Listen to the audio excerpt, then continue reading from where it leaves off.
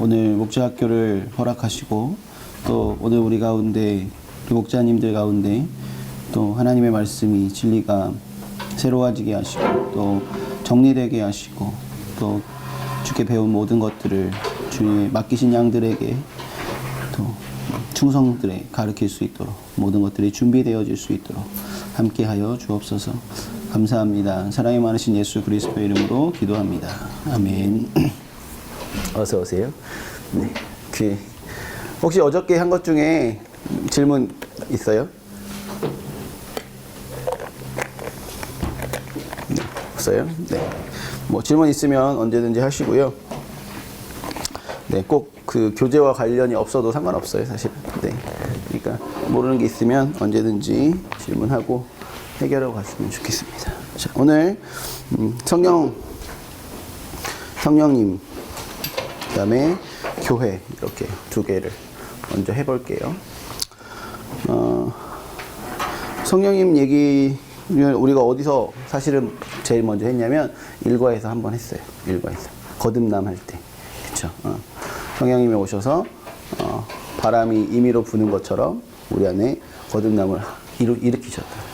네, 그래서 우리가 거듭났다라는 이야기를 했었고요. 그러면서 이제 다시 여기 와가지고 성령님에 대해서 물어보는 거예요. 성령님에 대해서 들어본 게 있니? 이렇게 물어보면서 그냥 시작하시면 되고요. 그럼 이야기들을 하게 될 거예요. 대부분 초신자 아이들은 뭐 별 얘기할 수 있는 게 별로 없고요. 교회를 많이 다닌 친구들은 이제 뭐 들은 것들이 있으니까 대답을 하게 될 건데 한번 하나씩 얘기해 볼까요? 성령님에 대해서 아는 거, 현장에 아는 거, 생각나는 거. 성령님 하면 생각나는 거. 생각나는 게 없어. 왜 찬양 가사라도 있잖아. 뭐 따스한 성령님 막 이런 거라도 있잖아. 없어? 생각나는 거. 성령님 하면 생각나는 거. 질문을 이렇게 말씀을 주시는 분.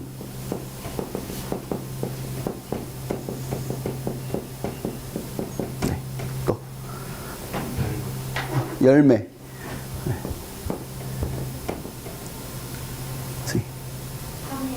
삼위일체. 굉장히 어려운 거 나왔어요. 삼위일체. 따뜻. 도와주시는 분. 네. 그렇죠? 따뜻함. 도와주시.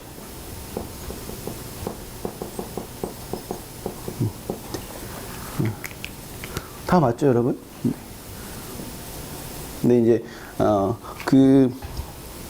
어려서부터 이제 베이스가 장로교인 친구들은 성령님에 대해서 잘 몰라요. 자기가 잘 모른다고 생각해. 네. 왜냐하면 성령님을 주어로 잘 사용하지 않아요. 교회에서. 그냥 하나님이란 말을 훨씬 더 많이 사용하니까. 근데 이제 순복음이 베이스인 친구들은 이 말이 되게 익숙해요. 성령님이라는 말이. 그런데 몰라요. 성령님이 뭔지. 그냥 성령 충만 혹은 성령 세례라는 현상에 대해서 더 많이 듣지 성령님이 누군지에 대해서는 사실 많이 안 들어요. 왜 그러냐면 그 목사님들이 교회에 가면 신학교에 가면 이제 신학교 다닐 때 조직 신학이라는 걸 배우거든요. 근데 그 조직 신학이라는 체계가 어떻게 되어 있냐면 신론, 구원론, 신론 그 다음에 기독론, 구원론 이런 식으로 돼 있거든요. 성령이 없어요. 신론, 그 다음에 기독론, 기독론은 예수님에 대해서 배우는 거예요. 그 다음에 구원론, 구원론은 구원의 과정에 대해서 배워요. 그 다음에 교회론 이렇게 돼 있어요. 교회에 대해서 배워요. 뭐 없잖아요. 성령님에 대해서 배우는 게 없는 것 같아요. 네, 본인들도 그렇게 배웠고 가르치는 거예요. 네. 근데 사실은 아까 승희가 얘기한 건데 삼위일체라고 얘기했잖아요. 그러면 하나님, 성부 하나님이시든 성자 예수님이시든 성령 하나님이시든 다 똑같다. 그잖아요. 전제가 그거거든요. 근데 자꾸 성부만 그렇다고 생각해요. 마치 예수님은 또 아닌 것처럼 생각해요. 왜냐하면 예수님은 기독론에서 더 배우거든요. 왜냐하면 예수님은 신성도 있지만 인성이 있어서 그 인성이라는 부분을 배우고 예수님이 이 땅에서 하신 일들을 배우니까 뭔가 분명하게 배우는 것들이 있어요. 근데 또 성령님은 또 그렇지는 않아요. 그러니까 구별하기가 애매한 거예요. 사람 입장에서. 네. 그래서 이제 잘 얘기를 안 하는 것들이 있는데, 근데 사실 우리의 전제는 성령님이 하나님이라는 거죠. 똑같다는 거예요. 삼위일체라는 이 신앙에서부터 출발하는 거예요. 모든 기독교는. 그러니까 이게 이 전제가 허물어지면 그 사람은 이단인 거예요. 그러니까 성부 하나님과 성령 하나님이 다르다 라고 생각하는 것 자체가 이단인 거죠, 사실. 네, 다르지 않다. 하나님께 속한 모든 것, 우리가 하나님 하면 얘기하는 모든 것은 성령님에게 동일하게 적용되어지. 그렇죠? 네. 그러니까 하나님은 사랑의 하나님이다 이렇게 얘기하는데 성령님은 사랑의 성령이다 이렇게 얘기 못한단 말이에요. 어색해. 근데 맞는 말이거든. 그렇죠? 이게 전제여야 돼요. 여러분들이 머릿속에 하나님이라고 생각하는 모든 것들은 성령님에게 동일하게 적용되어진다. 네. 여기서부터 출발이어야 돼요. 왜냐면 그게 뭐냐면 성령의 인격성을 인정한다라는 거예요. 네. 그렇죠? 그럼 하나님하고 기도한다? 근데 어떤 사람이 이렇게 물어봐요. 그러면 성령님한테는 기도하면 안 됩니까? 이렇게 물어보는 사람이 있어요. 그리고 그러면 되게 어색한 거라고 생각하고 이상한 거라고 생각하는 사람들이 있어요. 예수님하고 기도하면 돼요, 안 돼요? 네. 그죠? 네. 그러니까 하나님하고 기도를 한다는 거는 삼위일체 하나님하고 다 기도하는 거예요, 사실은. 어떤 면에서. 네. 그렇죠? 네. 노래 간사님밖에 없다. 네. 그러니까 이제 전제를 좀 바꾸시고 성령님이 하나님이다. 여기서부터 항상 시작했으면 좋겠어요. 네, 형님 어떤 분이신가에 대해서는 말씀 보고 조금 더 우리 볼게요. 말씀 같이 볼까요? 사도행전 2장. 그런즉 이스라엘 온 집은 확실히 알지니 너희가 십자가에 못 박은 이 예수를 하나님이 주와 그리스도가 되게 하셨느니라 하니라.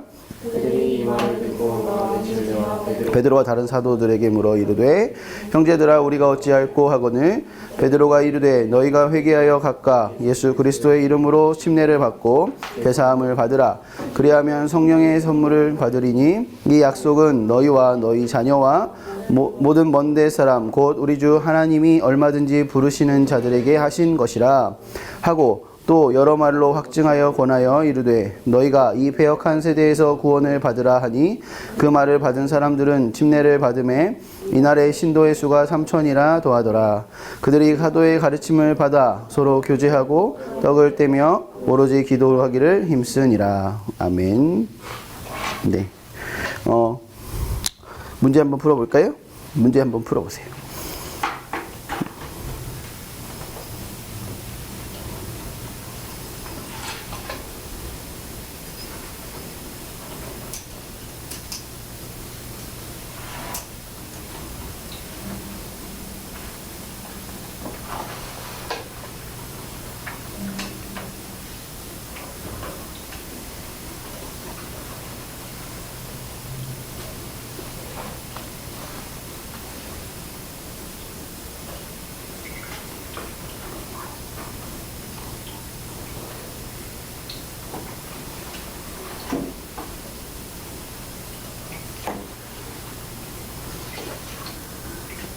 (32페이지)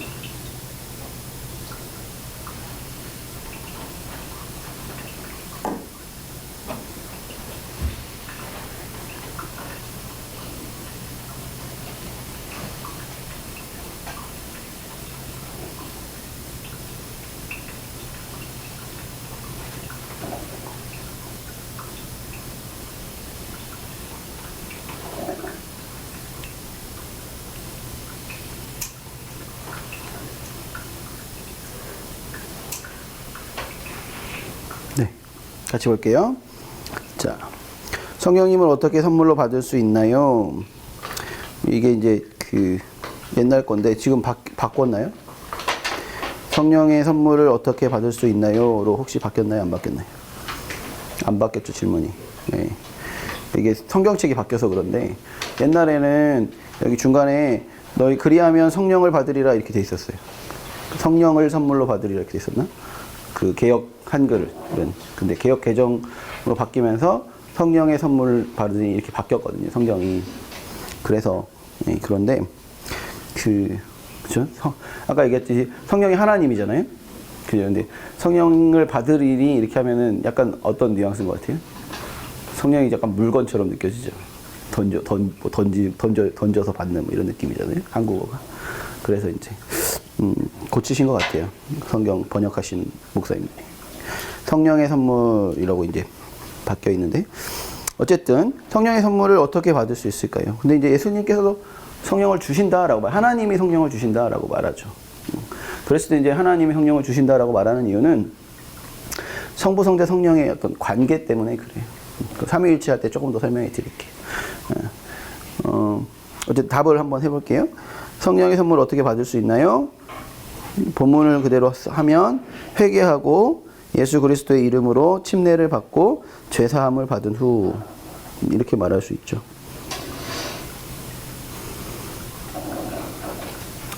네. 근데 이제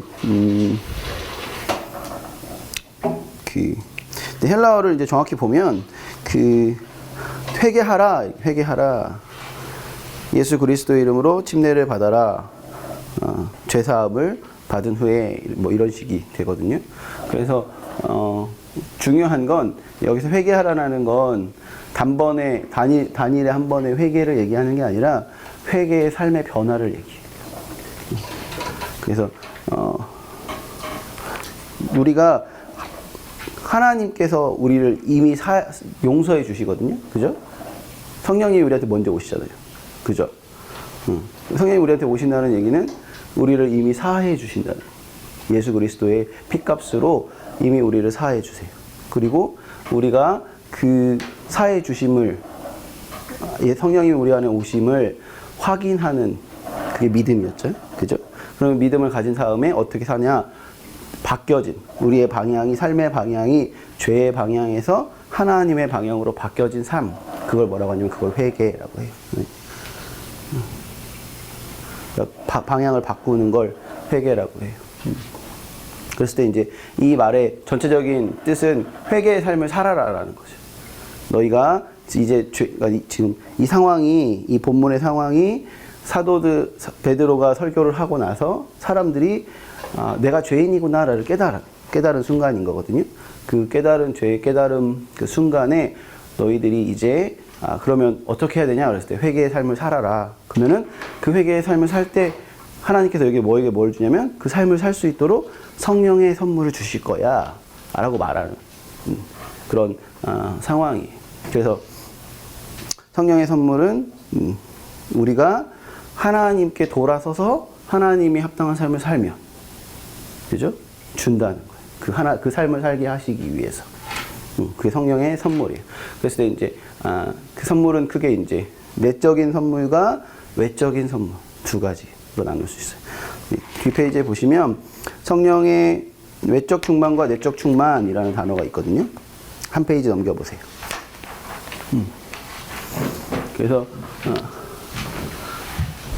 우리가 어떤 순간에 회심이라고 하는 것을 겪게 돼요.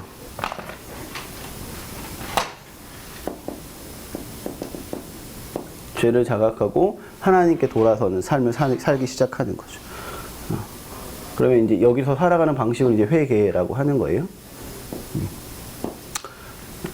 이렇게 살아갈 때에 하나님께서 우리에게 뭘 주시냐? 성령의 선물을 주신다는 거죠. 성령의 선물을 주세요. 근데 성령의 선물을 주시는데 그 선물을 주실 때 우리가 인식하게 하는 순간들이 있어요.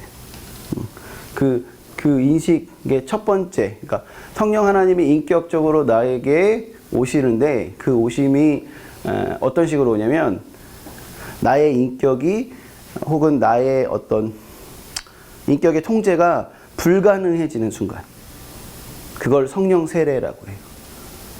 그러니까 여러분 보세요. 방언이라는 걸 우리가 할 때 방언의 특징이 뭐냐면 내가 나의 언어를, 입술을 컨트롤할 수 없다. 방언의 특징은. 그죠? 그러니까 성령님이 내 안에 딱 오셔가지고 나의 어떤 부분을 그냥 강권하시는 거예요. 하나님이. 그래서 하나님이 살아계심을 내게 알게 하시는 순간. 그죠? 그래서 성령 세례는 성령의 충만함을 내가 처음 경험하는 거예요. 하나님께서 강제로 알게 하시는 거예요. 왜? 회개의 삶을 사는데 그게 필요하니까. 이해되죠? 그런데 그래서 그렇게 성령의 충만함, 성령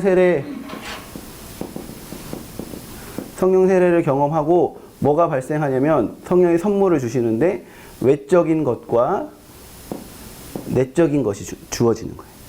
그래서 외적인 건 뭐라고 하냐면 보통 능력이라고 많이 얘기해요.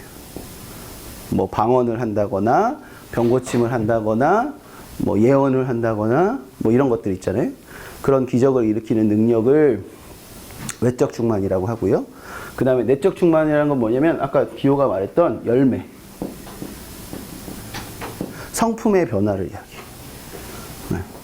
그렇죠? 그래서 성령이 충만하다라는 건 이렇게 나타날 수도 있고 이렇게 나타날 수도 있어요. 그런데 이제 성경에 보거나 혹은 2000년 동안 교회 안에 있었던 어떤 경험들을 봤을 때 내적인 충만은 꾸준히 되어지는 경향성이 있어요. 계속적으로, 점진적으로.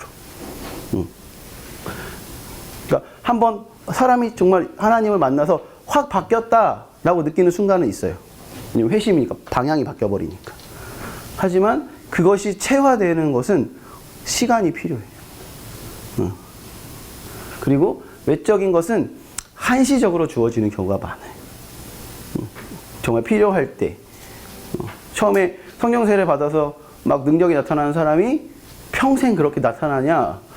그렇지 않은 경우가 더 대부분이거든요. 그래서 우리가 방언을 받잖아요. 성령 세례할 때. 그러면 방언을 계속 하느냐? 방언을 계속하면 어떻게 되겠어요? 일상생활을 할 수가 없죠, 여러분. 네. 여러분 방언 계속 하나요? 네. 기도할 때만 가끔씩 하잖아요. 그러니까 일시적이에요. 외적인 충만은 일시적이고 한정적인 경향성을 가져요. 그래서 그러면 네. 이것들을 왜 주냐? 왜 주는 거예요? 첫 번째로는 개인적으로는 여러분들이 하나님의 이끄심 가운데 있다라는 걸 경험시키는 거죠. 그죠? 네. 그래서 그게 첫 번째. 두 번째는 하나님의 뜻을 알게 하는 거예요. 하나님의 뜻, 하나님의 계획, 하나님의 일하심. 그래서 그 사도행전에도 보면 이 사도행전 2장 이 앞부분에 보면 사도들이 처음에 이제 방언을 하기 시작할 때 방언으로 뭘 얘기하냐면 하나님의 큰 일을 말한다 이렇게 돼 있어요. 그러니까 방언을 하는 이유가 네, 사람들한테 나 이외의 사람들한테 하나님의 뜻을 알려주는 용도로 사용되죠.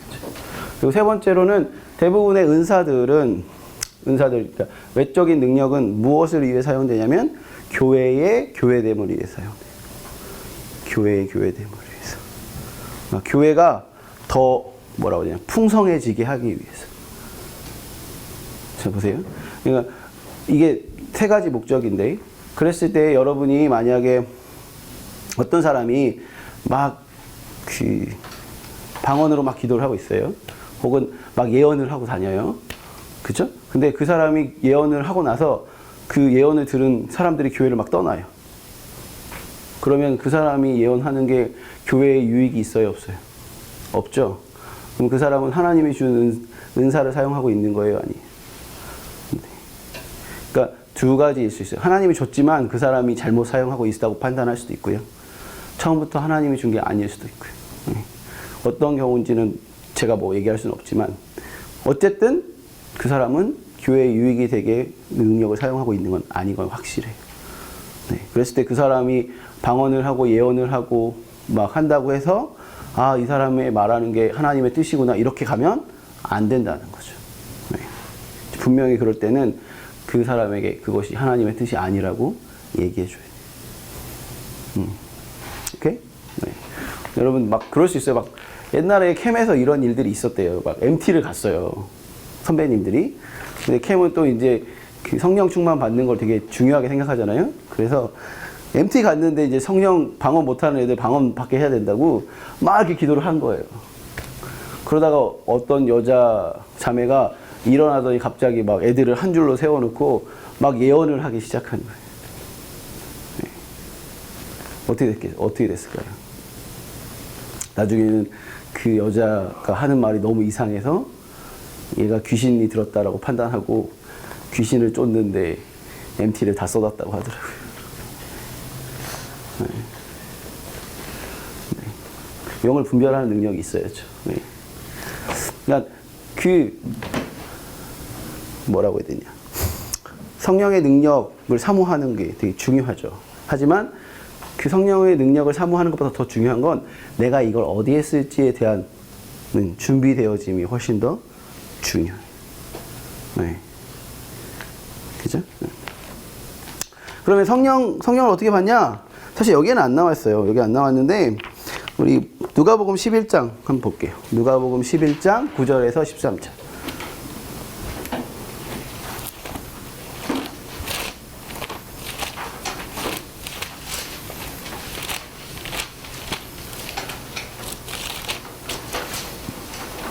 누가복음 11장 9절에서 13절. 같이 읽을까요? 내가 또 너희에게 이르노니 구하라 그리하면 너희에게 주실 것이요 찾아 그리하면 찾아낼 것이요 문을 두드리라 그리하면 너희에게 열릴 것이니 구하는 이마다 받을 것이요 찾는 이는 찾아낼 것이요 두드리는 이에게 열릴 것이니라. 너희 중에 아버지 된 자로서 누가 아들이 생선을 달라 하는데 생선 대신에 뱀을 주며 알을 달라 하는데 정갈을 주겠느냐? 너희가 악할지라도 좋은 것을 작식에 주지 알거든 하물며 너희 하늘 아버지께서 구하는 자에게 성령을 주시지 않겠느냐 하시니라. 아멘. 그죠? 어떻게 하면 된다고요? 네, 구하면 돼요. 네. 여러분이 하나님의 자녀이기 때문에 하나님의 자녀가 마땅히 구할 권리가 있어요. 네, 여러분 아버지한테 아버지 용돈 10,000원만 구할 권리가 있죠, 여러분. 그잖아요. 여러분 네. 여러분이 저한테 간사님 10,000원만 그러면 제가 여러분이 10,000원을 줄까요? 네. 뭐 제가 마음이 좋으니까 줄 수도 있겠죠. 네. 하지만 여러분의 부모님은 10,000원만 아무 말씀 안 하고 주시잖아요. 네. 그게 아버지인 거니까. 하나님이 여러분을 자녀 만드셨어요. 여러분이 내가 자녀 되겠다고 하지 않았어요.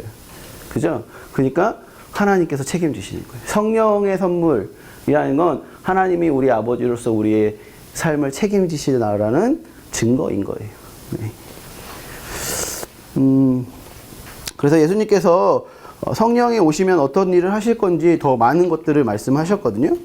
네. 우리가 같이 볼 건 뭐냐면 에베소서 14장, 요한복음 14장이에요.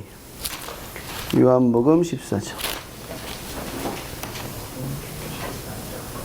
요한복음 14장 26절에서 27절.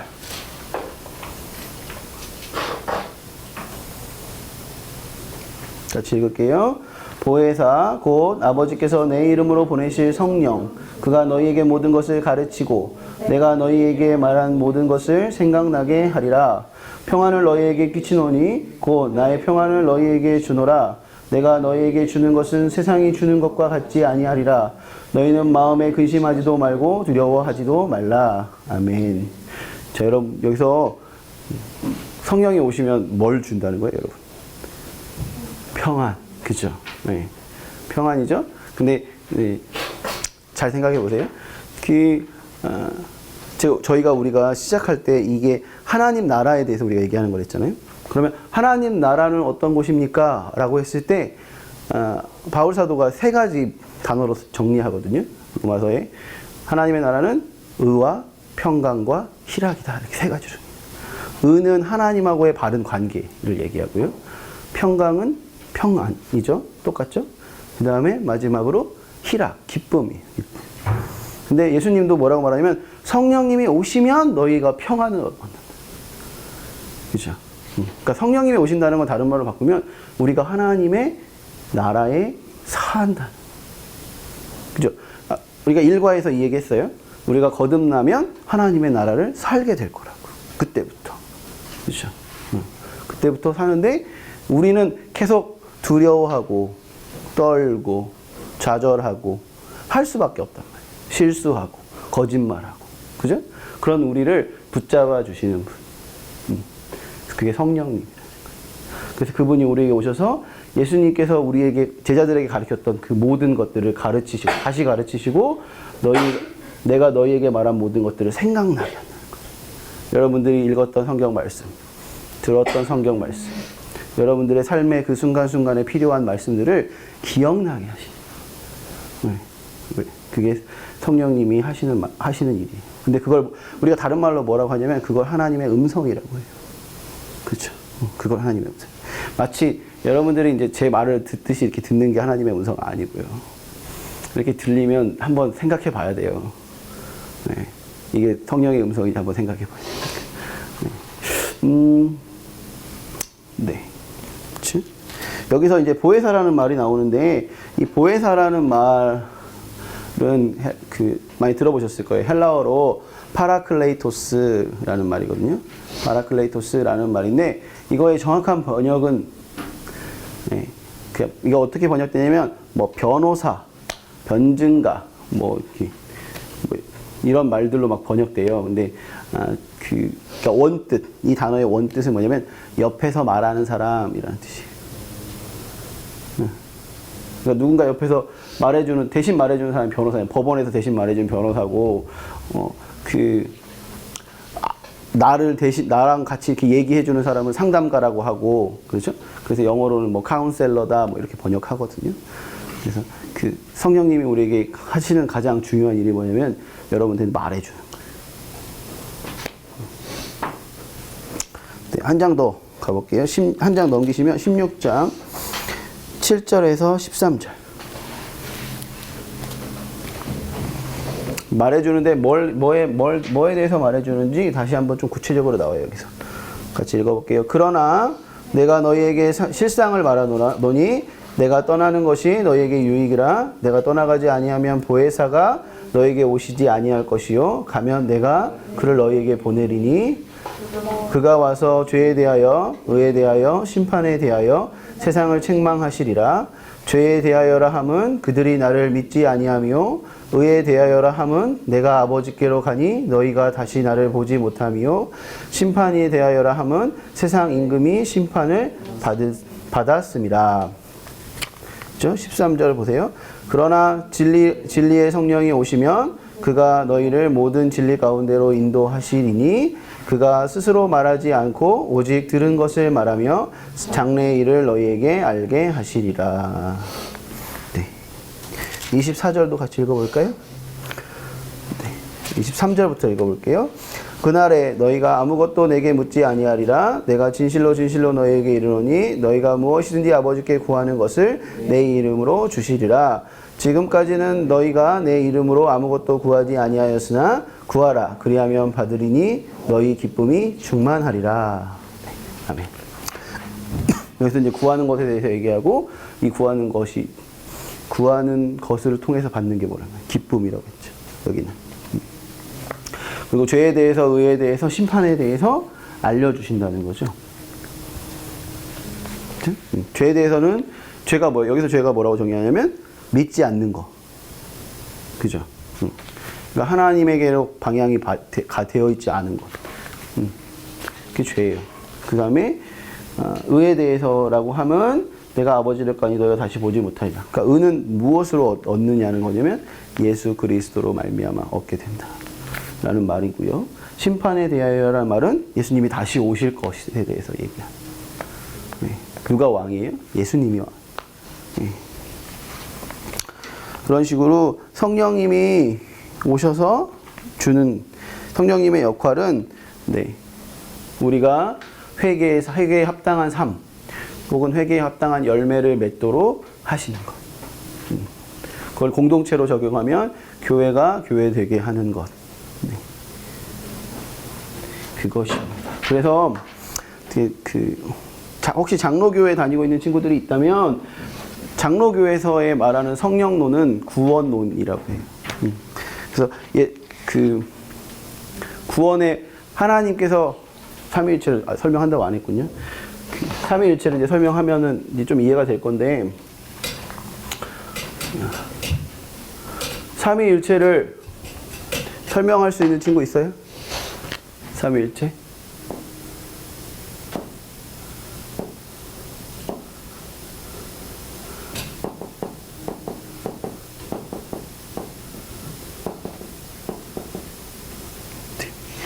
이걸 이제 삼위일체를 설명하는 방법이 두 가지거든요. 하나는 이렇게 이 그림으로 설명해요. 이걸 이제 존재론적 삼위일체라고 해요. 존재론적 삼위일체. 하나님이 어떻게 존재하시냐는 거죠. 그랬을 때 성부, 성자, 성령이 한 분 하나님이시지만, 그죠? 반대로 세 분이 분리되어 있다. 하나이시지만 세 분이다는 거죠. 그림을 이렇게 그려요. 하나이시지만 세 분이시다. 그러니까 세 분이시다라는 건 인격이 독립되어 있다는 뜻이에요. 인격이 독립되어 있다. 근데 어떻게 독립되냐면 성부 하나님이 성자 하나님을 낳으세요. 글자 좀 그런데 낳으심. 네. 한문으로 이제 발생이라고 하거든요. 여러분, 부모님이 여러분을 낳으셨죠? 그쵸? 네. 그래서 부모님이고 자녀인 거잖아요. 아버지고 아들인 거예요. 낳으셨어요. 네. 성령 하나님은 성부 하나님과 성자 하나님으로부터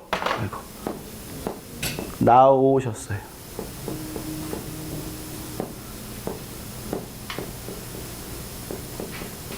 네. 이렇게 써요. 한문으로 이제 발출이라고 하거든요.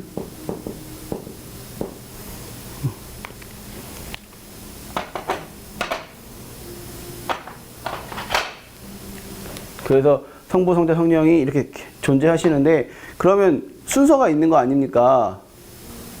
라고 저한테 따질 수 있어요. 그러면 처음에 계신 건 성부님이고, 그 다음에 계신 건 성자님이고, 그 다음에 성령님 나중에 생긴 거 아닙니까? 이렇게 물어볼 수 있잖아요. 그랬을 때 제가 들을 수 있는 답변은 이거예요. 영원을 기억하세요.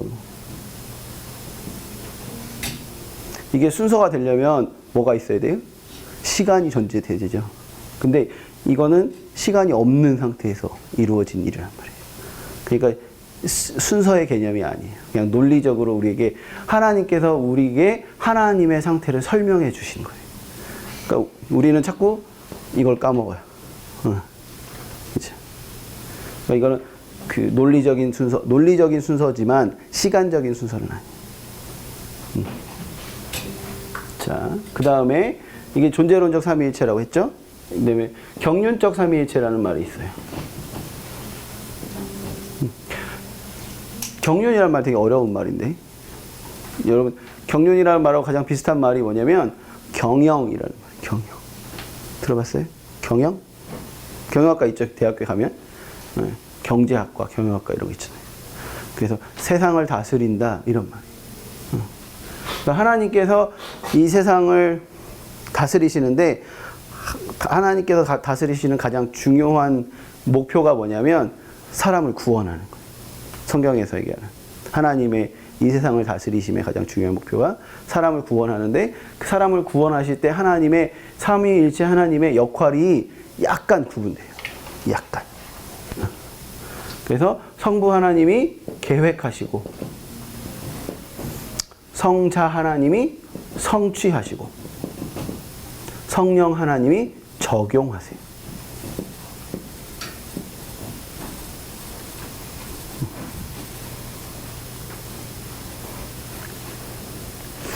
그래서 성부, 성자, 성령의 차이를 이렇게 설명해요. 근데 이거는 주도성이에요. 주도성. 단지. 이게 무슨 말이냐면 되게 막 어려운데, 그죠? 듣고 잊어버려도 괜찮아요. 네. 이거 알아야 천국 갑니다. 뭐 이런 건 아니니까. 그죠? 하나님께서 성부, 성자, 성령 하나님께서 우리를 구원하실 계획을 언제 하냐면 이것도 다 영원 전에 하세요. 영원에서 하신단 말이에요. 영원에서 이미 그 모든 계획을 세우셨는데 그 계획을 세우실 때 성부, 성자, 성령이 의논하세요. 의논해서 해요. 그렇지만 그 주도성을 성부에게 돌려요. 하나님에게. 그래서 하나님의 뜻이라는 말은 대부분 성부에게 사용돼요. 성경에서. 주도성을 성부에게 드리고. 예수님도 내가 아버지의 뜻을 이루러 왔다 이렇게 말하잖아요. 그죠?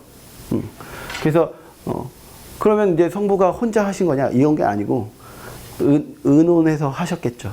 하지만 성부가 하셨다고 말해요.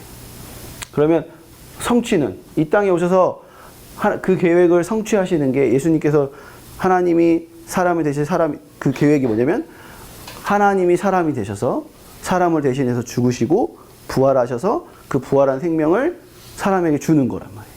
그게 계획인데 그 계획을 누가 성취하시냐면 예수님이 하시죠. 그잖아요. 그러면 그 반대로 예수님께서 그 사역을 혼자 하셨냐? 아니에요. 삼위일체 하나님이 함께 하세요. 왜냐하면 예수님이 그 사역을 시작하실 때 세례 받으시는 장면에서 어떻게 하세요? 성령이 비둘기같이 임하시고 예수님 하나님의 음성이 이는 내 사랑하는 아들이다 이렇게 말하잖아요. 그렇죠? 그러니까 성부, 성자, 성령의 하나님이 함께 이 일을 하세요. 예수님께서 항상 기도하시죠. 그죠? 그리고 성경에 보면 예수님께서 어디를 다니실 때 성령에 이끌려서 다니세요. 그런 것처럼 주도적으로 예수님 성자가 하시지만 네, 졸려요. 네. 여기까지 하고 쉴게요. 자, 마지막으로 그러면 그 부활한 생명 있잖아요. 예수님이 부활하신 그 생명을 우리한테 넣어주고 그 생명이 우리 안에서 작용해서 우리가 실제로 회개의 삶 살게 하는 것 누가 하신다고요? 성령이 하세요. 그걸 적용이라고 해요. 그러면 우리가 이렇게 할 때 성부 하나님과 성령 하나님은 손 놓고 계시냐? 아니잖아. 네. 성령님이 우리 안에 계시다라는 표현도 하지만 우리가 예수 그리스도 안에 있다라는 표현은 훨씬 더 많이 해요, 성경은. 그렇죠? 이게 같은 거예요. 그러니까 이게 굉장히 논리적으로 이해하기 어렵지만 네, 제가 하나님의 성부, 성자, 성령 하나님의 주도성을 이야기하는 거예요. 하지만 그러니까 주도성이라는 말은 혼자 한다는 게 아니라 의논할 때 누가 더 중심이 돼서 하시냐라는 정도로 이해하시면 돼요. 네. 그러면 이 적용을 다른 말로 말하면 뭐예요? 구원이라고요. 여러분들 개개인의 구원을 이루시는 것. 네, 여기까지 하고 네, 질문 있나요 혹시? 네, 쉴게요. 피곤하신 분이 있어서 10분 쉬겠습니다.